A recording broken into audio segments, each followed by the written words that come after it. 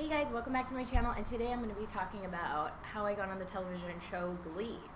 So I started doing background acting as soon as I moved to LA. I got with this company that basically you paid them like $75 a month at the time, and they would book you on a couple background gigs a week.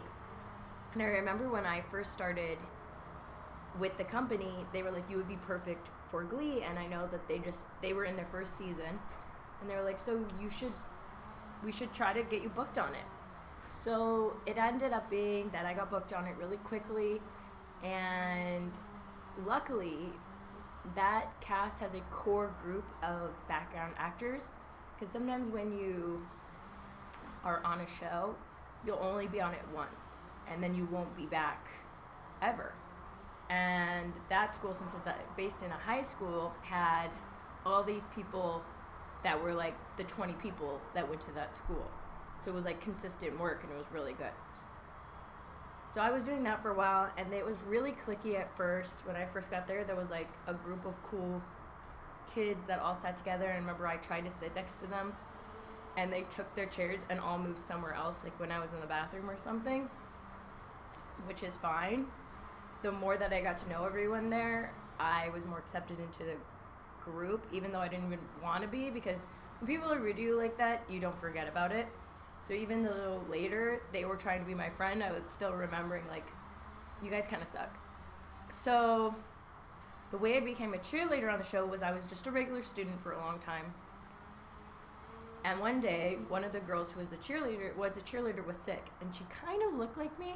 And so they were looking for another girl, and they were calling people, and I just went up to the PA and I was like, hey, can I do it? And he was like, oh yeah, that's a great idea. Why didn't I think of that before?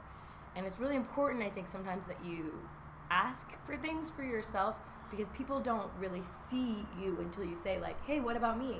And then people are like, oh yeah, duh, why did I think of that? So that's really what he was like. He was like, okay, sure, why not? And so from then on, they really liked having me as a cheerleader, and I got moved up to being featured and being one of the girls in the cheer squad. And then from there, I started being a double for Naya Rivera, which is one of the cheerleaders, even though she's a little bit taller than me. So basically, when she didn't want to do things or she was too busy to do things, they would put me in instead. And if you watch the show closely, you can even see sometimes, like in the classroom scenes and stuff, it's not actually her, it's me. And you could always tell it's me because I had bangs. So I had like a little side bang, and she didn't, and my hair is brown while hers is like jet black, and she's a little thinner. Bitch. Anyway, so I did that for 3 years. It was really the best time of my life. And I think the moral of the story is you got to speak up when you want something. And I mean, the worst that someone's going to say to you is no. I have a lot more stories about things I did on GLEE. I got to ride a roller coaster for Naya. I got to go to some parties with the cast. It was really fun. One of the best times in my life. And I'll share more of those with you guys later. But I hope you enjoyed this story, and I hope that you guys are doing all well in your relationships.